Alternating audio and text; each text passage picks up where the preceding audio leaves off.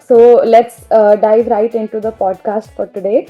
I guess you've spent around 2 decades in this industry, helping luxury brands understand India. So from your vantage point, how has India's relationship changed with luxury over the years? As we all know that India has been historically one of the richest countries in the world.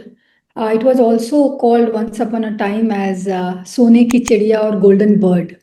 Right. uh, from hand-woven textiles to jewelry to perfumery, I think we have got extraordinary history and legacy that spans over 5,000 years.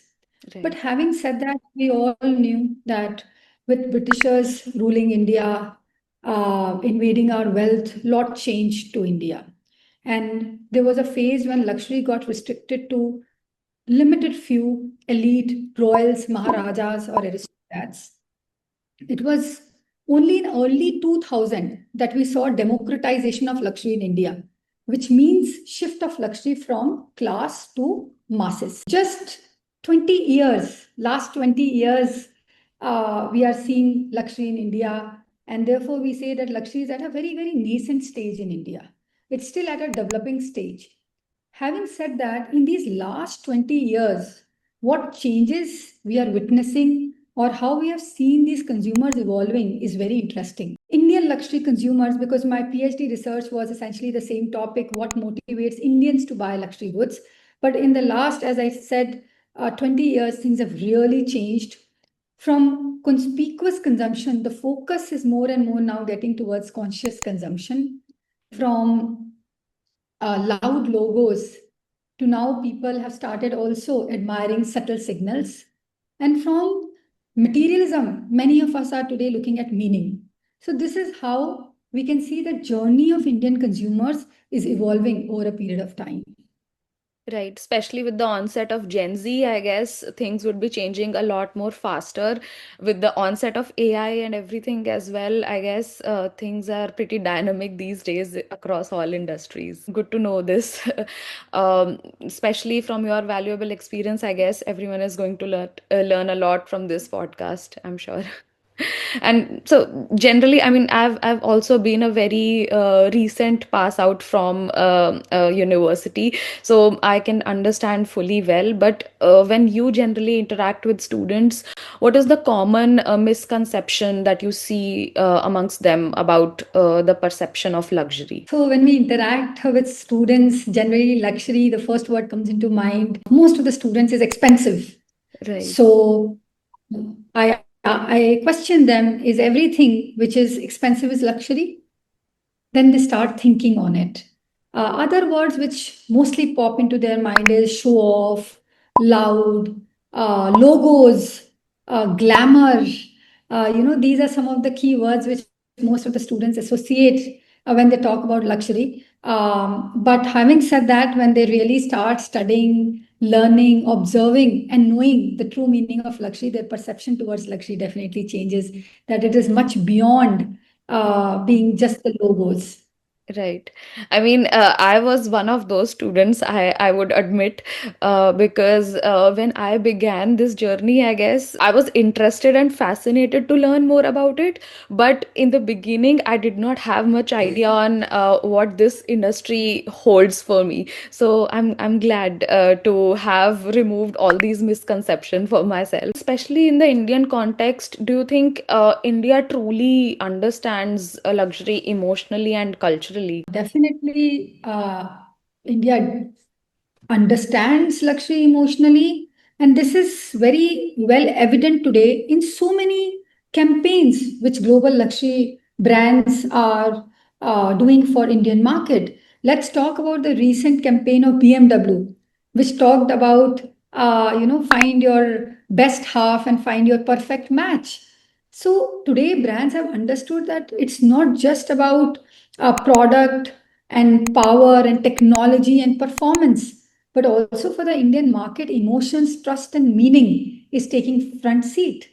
So, with these campaigns only, rather, even Mercedes Benz new campaign was all about dream days. That's all about the emotions, desires, and aspirations for getting a luxury car and making it a reality. Right. And now coming to the second part of the cultural aspect.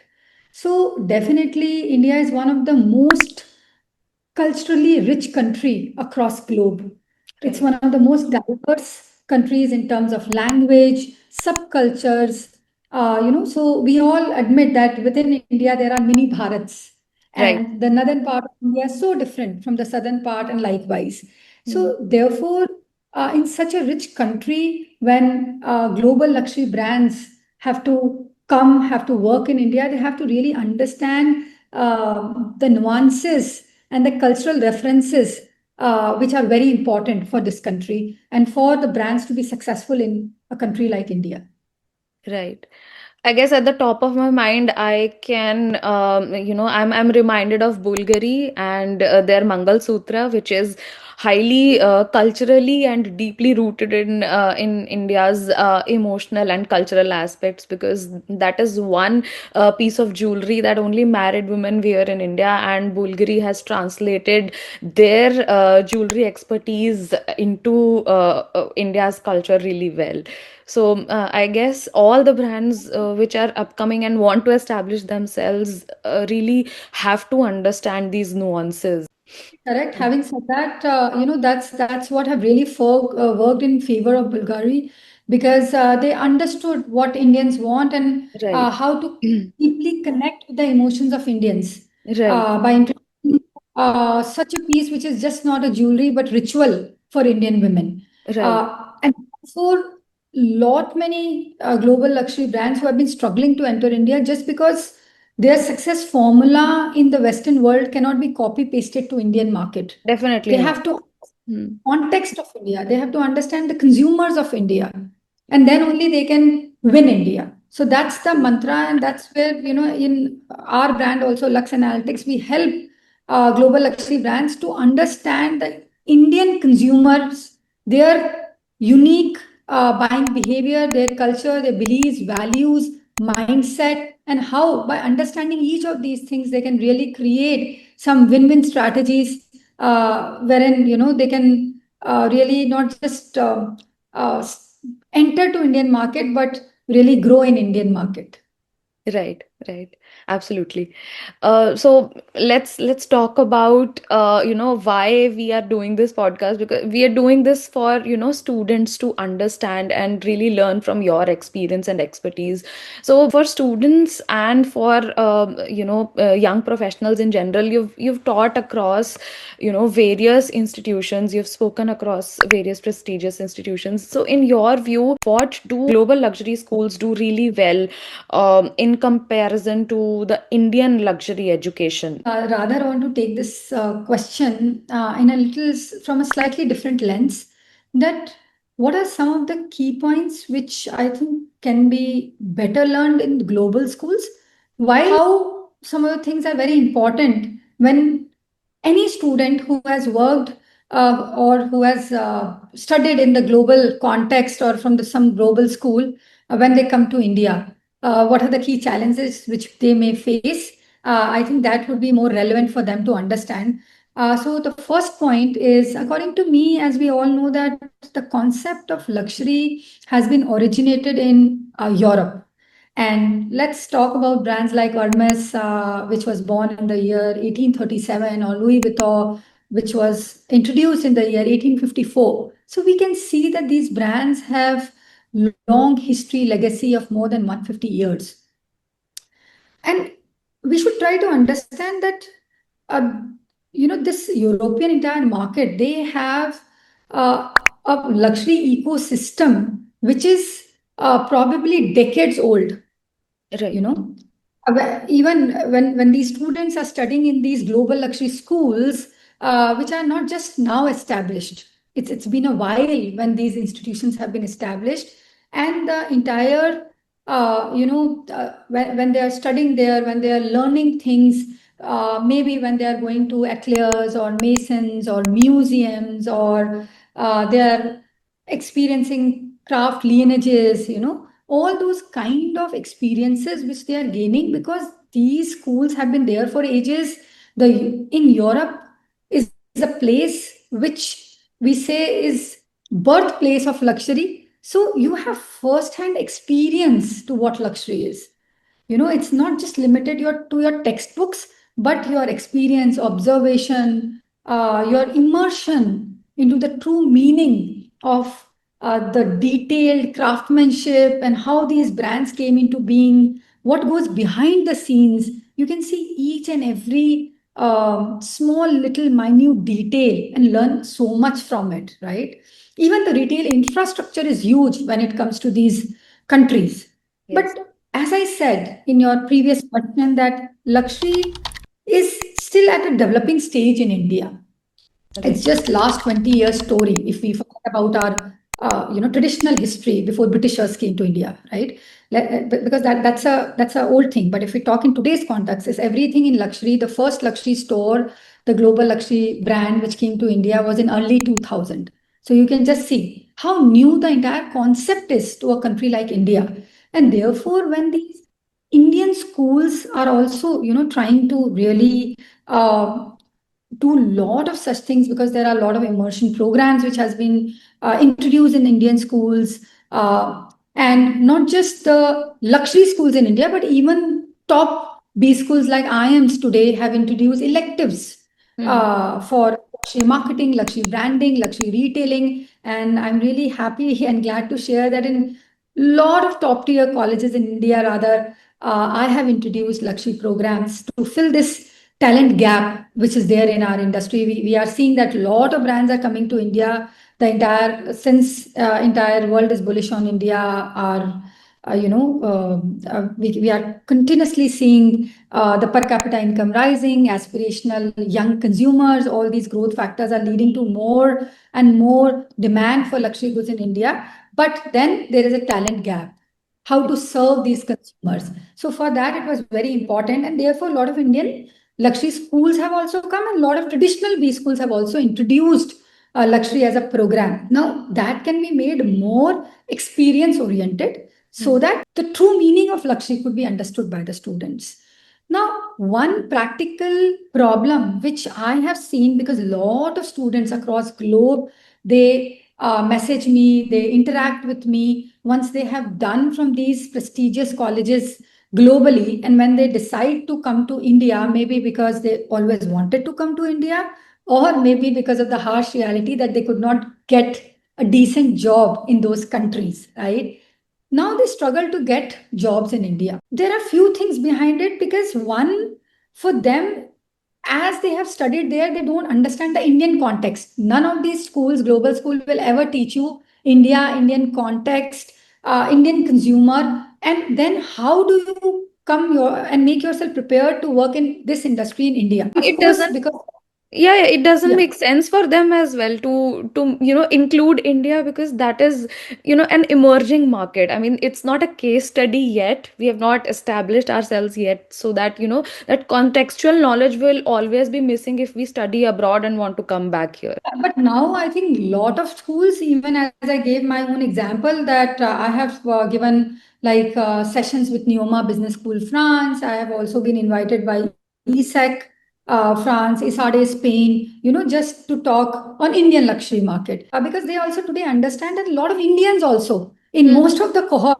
we see a lot of Indians there, right? Because Indians today really see luxury as a sector where they want to work, where they want to establish their careers. Therefore, when they have studied there, since it's a very small, even if some of these colleges are now giving India some due respect and calling someone who knows Indian market and talk about it, but that's also very for a very small duration, which does not actually, I would say, completely give justice to what needs to actually understand thoroughly the Indian luxury market. So Right. there, these students really struggle, and I would sincerely give advice to all the students who have gone to these global luxury schools to study. It's really a good decision which you have made. But at the same time, if you plan to work in India or in some whichever country you plan to work, you really need to understand the culture, values, belief, all of that in that particular country context. If you want to make a mark in that particular country. Else, I think just having knowledge which is very shallow or which is not really deep down to understand a particular country, it will make them difficult to find great jobs. Right, right, right. So what kind of skill set do you think, luxury education is actually supposed to build? Does it build skills? Does it build taste, mindset, cultural literacy, or business intelligence? The question, I believe it's the mix of everything which you must have if you're working in Yeah. this industry. First word I think you used was skills. So both technical and soft skills are very, very important when you are working in this industry. Soft skills equally, you have to develop long-term relationships with these high-end consumers. So you must have not just technical skills, but also soft skills. Then you talked about, I think the second point was Taste. uh, you must have yourself taste and mindset for luxury, because if you yourself are not convinced that okay, this car could be of 2 crore rupees, how Right. would you convince others to buy it Right. when you are working in this industry? So Yeah. you should have that mindset. Or if you have to sell a room which costs say 1 lakh per night, and you yourself are not convinced that oh, I have to just sleep, why is it so expensive, you will never be able to gain the confidence of the person on the other side, right? So it's very important to for you also to have that refined taste, to understand the importance of that detailing which these luxury brands do, Right. and that mindset for luxury if you really want to work in this industry. And definitely business intelligence is need of the hour. You need to have that business acumen when you are working in this industry, then only you will be able to make real true sense in this industry. Right, right. So why do you think it is still difficult to, teach luxury formally in India, despite us or despite India being such a culturally and craft-driven and heritage-rich country? No, I would not say that it is difficult to teach luxury in India. But as I already mentioned, that India luxury is still new. People now are slowly and gradually knowing what actually luxury means. And we already have our culture, tradition of history, and history of craftsmanship, be it be jewelry or be it be any kind of art forms or metal work. So this has already always existed in India, right? But when it comes to actually teaching luxury, since this was not like something which we ever formally thought could be a subject in any of the traditional B schools, or do we really require a luxury school? It was never thought like that. I still remember that after my PhD, when I went to one of the top tier B schools in the country and pitched them that we should also have luxury as an elective. And when we can have rural marketing as an elective, this was my argument, why can't we have luxury marketing? Because if we want our students to know about bottom of the pyramid, they should also have the knowledge about top of the pyramid, Right. and at least they can understand the entire spectrum and make better learned decisions, while they are working in whichever industry they are. At least they should be given a chance to choose from the elective if they at all want to work with the top of the pyramid. So I don't think India, I think, now knows that yes, luxury is very important. And this is a segment which is truly growing in India. India is amongst the fastest growing markets for the luxury in the world.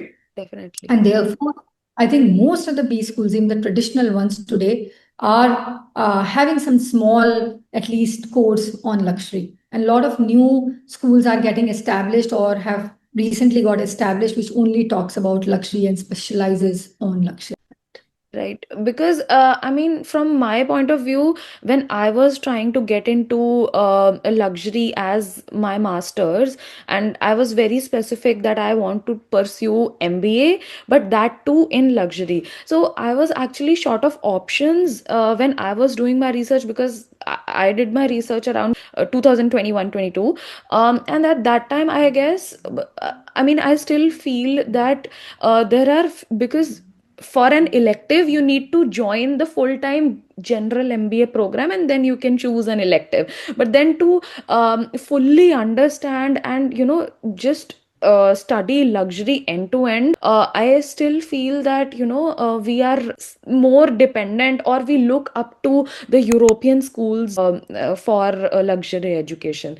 So that is where I guess the gap is. And like you said, there is a talent gap because we are aspiring to become something, but we want to apply the professional aspect to some other cultural and geographical location. So I guess there is a gap between the talent and the kind of education. So I myself have faced this challenge, and I still feel that, there are so many students out there who want to pursue luxury in their masters or in their bachelors, but they are struggling to, maybe find apt sources or apt universities or institutions where they can reach out and I learn. completely agree, because so many students keep approaching me all the time about which schools should we apply. We have handful luxury specific schools in India. Like just an elective is of course very few hours, but if you are very sure that yes, you want to build career in luxury industry, then of course you would want to do a full time MBA or something in luxury itself. So they really struggle even today, even Yeah. in 2026. But having said that, I truly believe that it is not that India is lacking something in it, but because, as I already mentioned, it is something very new to India. Mm, Therefore, this mm. is the scenario. Luxury has always been the way of life for Europe because it's Right. centuries old when it Mm, comes mm. to Europe. See that tradition, that culture of luxury, all that in Europe, and therefore those schools are really well established. Right. And everybody, all Indians, perhaps most of them aspire to do from some of the good European schools, right? Right. Right. So the background is that. But the second part of it, even if some of the students I know for a few reasons they cannot go to Europe and study. There could be various reasons behind it, but still, I would say and suggest those students that don't feel that if you have not gone to any European school, that means you would never understand luxury. It is nothing of that kind. If you really have that desire, the urge for learning, Mm, passion, eye for detailing, mm, and you believe perfection and performance, then even if you do some good course from some of the schools in India and you keep reading, and mm, my firm belief is that today the reader, tomorrow the leader. So mm, if you really read, go to the depth of the subject, and also do a lot of observation while you are traveling somewhere, while you are going through airports, look at those stores, look at some of the malls, or look at different sectors. That could be even hospitality sectors. When you are going, just try to understand the nuances, and try to read more and more around it. Try to join some online courses also. Some of the courses like LVMH inside, and there are many these big conglomerates are also, Caring is also having their course. So there are hundreds of ways. If you really want to learn something, you will learn it. So don't think that just because of you could not go there, it is not possible for you to make career in this industry. I don't believe in that. mm. If you have firm belief, you will definitely be able to learn it and do it. Yeah, definitely. And I mean, having said this, I've still seen that, people in India or young professionals in India, they are more inclined towards, glamour-led roles, despite, other available opportunities that might be back-end or operations driven. But, students still aspire to look up to glamour led roles.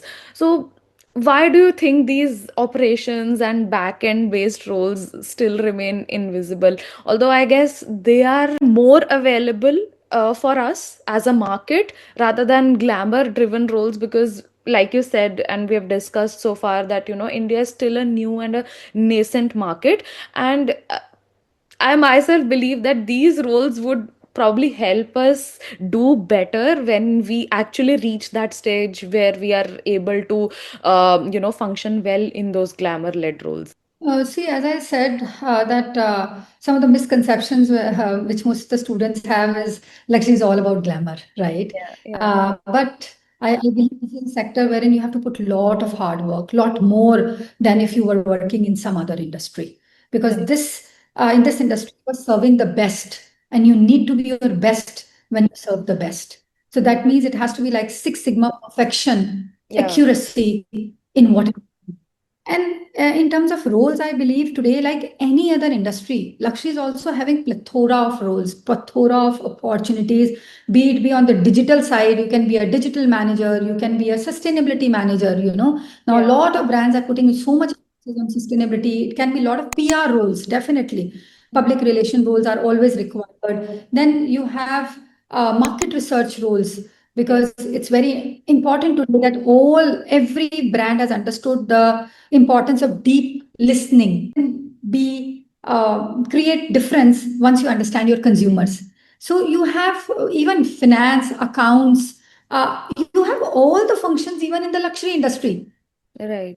or in a luxury brand, like you would have in any other brand, right? Students not be myopic when Hmm. they are thinking about luxury, that it's only glamour. Yeah. You, in whichever area of interest, Hmm. you can work in that specific role and function for luxury brand. Leading to this, I guess there are few capabilities that Indian students actually underestimate, but global luxury brands quietly rely on them. How can we remove again this kind of misconception for students and help them build other capabilities which might help them build and go longer in their careers in luxury? Yeah, I believe if you have to work in luxury industry, it is very important for you to have these five P's of doing luxury business. Performance, it's most important, performance. You should have perseverance. You should have patience. You should have eye for perfection and believe in precision. So, if you believe in these five, I think your journey for doing any kind of roles in luxury business, you will perfectly be able to do it. It's not instant gratification. Luxury is all about patience, perseverance, and you have to think about precision. Everything has to be very, very precisely done in the best possible, most appropriate way. And definitely, as I said, performance is something which no one can ignore. It's the product excellence, innovation, which Yeah. makes these brands today what they are. So Yeah. that's my advice to all the students, to focus on these five things if they really want to work and they build their careers in luxury industry. I think you've beautifully summarized this and in a very crisp manner to actually understand it. It becomes much more simpler and structured, to focus on these five specific pillars and work around them. I mean, and now speaking of other luxury brands which want to enter India, I guess there are multiple brands that you've worked with and helped them enter the Indian market. What do you think, excites them more beyond the numbers? Okay, Rita, let me be very honest. Of course, numbers are something which are very, very important for all the brands. Yes. It's anything around numbers, definitely. But having said that, definitely they are really fascinated to India today, because everybody knows that this decade belongs to India. Right. And in any of the sectors, we are seeing tremendous growth where most of the other countries are struggling. They are seeing recessionary trends. A lot of geopolitical tensions are happening across the globe, but we can still see that stability in India. So Mm. that is one key reason that why most of the brands today are wanting to enter or expand in Indian market. Apart from that, I believe that these brands also find India very interesting, because India is one of its kind in the way we talk about the culture or the subculture. Each state is different. The consumers are so very different across. So one size fits one is the strategy. In India, we cannot have a copy paste strategy within India also. Whatever we have made strategies for the Western world or even for China, if we Mm. just blindly put it in India, it will not work. And within India also, if we believe that the same strategy works for southern and northern India, it will not work. Yeah. So these brands really are looking at these qualitative aspects when they are other than the numbers when they are working in India, so that they can make sure that they understand India better and can deliver the best to India based upon the cultural relevance of each of the units in India or each specific geographic location in India.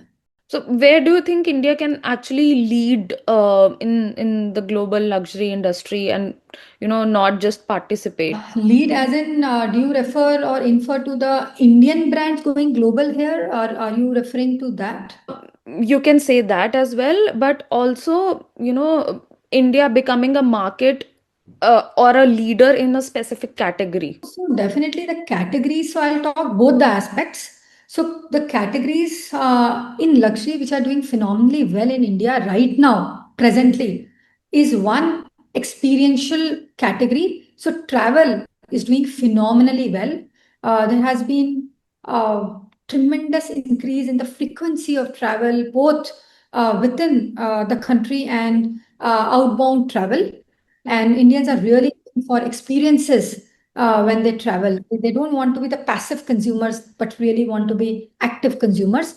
And apart from the experiential luxury, the other very interesting area which I see growing phenomenally in India is automobiles and BPC, that is beauty and personal care industry. That is also phenomenally growing in India.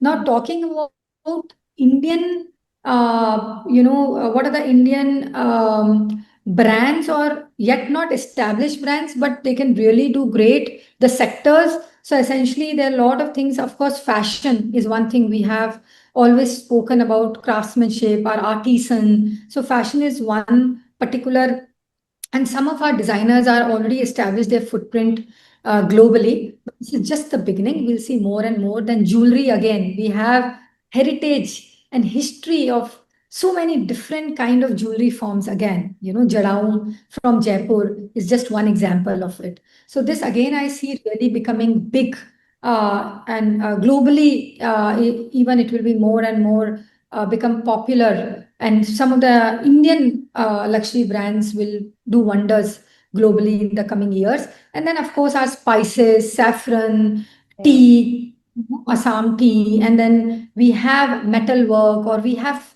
pashmina. Yeah. The best pashmina in the world, Kashmir, it is actually the Indian. Yeah. So we'll see a lot of these categories actually in the, and of course, hospitality, we have already made a mark. Our brands Taj, Oberoi are doing pretty well, and soon we'll see more such brands which will become global brands. There are a couple of sectors in which we have already, even if I talk about skincare, so we have Kama, Forest Essentials, they have opened up stores globally. Yeah. So slowly, gradually, we'll see lot much also happening in this front. And it's just that we should have all brands, I would say, our India has got such rich craftsmanship, history, heritage, legacy. It's just that we should package well, we should brand, we should have great quality, and we should have um, really put all our skills in storytelling. Yeah. That is very important. We Yeah. have lot of capabilities. It's just that we have been inspiration for so many global luxury brands.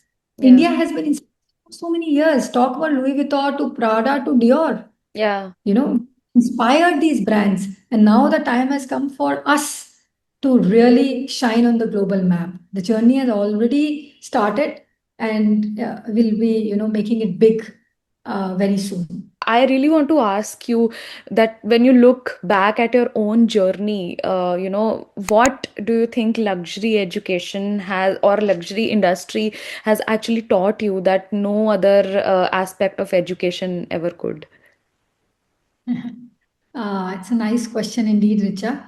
So I think I have really learned through my luxury education also, because I did my PhD in luxury, and then in luxury industry also, all about that you have to keep learning, keep upskilling. There is no time when you will see that, oh, you know everything. There'll never be such time. And the speed at which the things are changing Hmm. in luxury also is really phenomenal.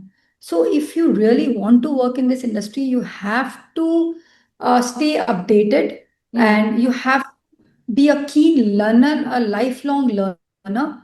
Reading, again, I emphasize every time a lot that there is nothing better than reading more and more, than attending a lot of conferences, etc. That has also helped me to um, stay updated on what this industry is all about.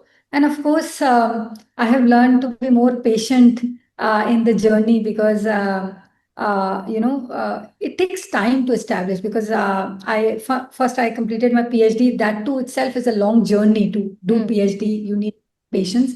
And then when I started my own startup, Lux Analytics, so it takes a lot of time for anything, to really come up. So you have to have patience. Like we say, Rome was not built in a day. yeah. So you should, luxury is all about delayed gratification. It Mm, is not something which is very, very instant. mm, And definitely, you have to be perfect. You have to have that eye for perfection if you want to work in this industry. That has been my real learning from all these years, whether it is education or whether it is industry. You have to, in both, rather, you have to do this. Then only you'll be able to grow in this industry. yeah, I guess the fact that you mentioned about delayed gratification, I've always been told this because I've done my bachelor's in fashion technology, and when I was back in NIFT, that times also, our professors used to say that don't look for instant gratification, and I think from my bachelor's days itself, this has been ingrained really well into my mind. And when people talk to me about bigger paychecks and other things amongst other gratifications that you want to pursue as a professional, I guess this is really important for us to understand, because building luxury, and not only as a brand but also as a career, it really takes time, effort and patience. And I think that is the way to go.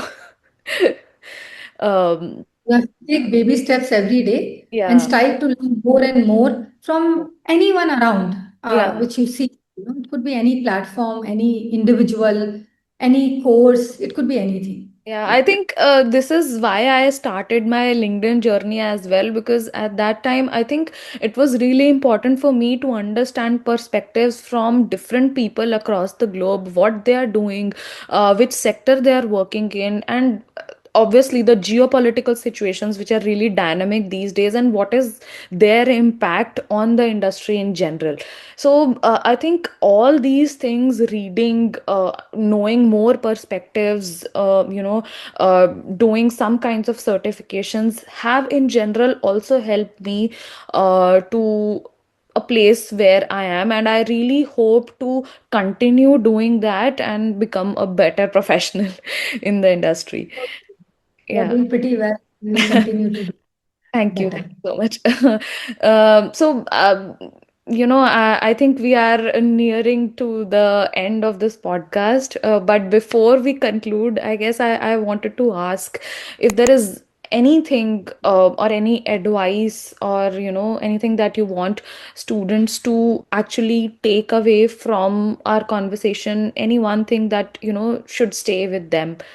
Um, So I would just say to all the students listening this podcast that whether you have been able to do a luxury course from Europe or India, if you have deep desire to work in this industry, if you're really passionate, nobody can stop you. Just have that hunger, work in that step, do lot of reading, networking events.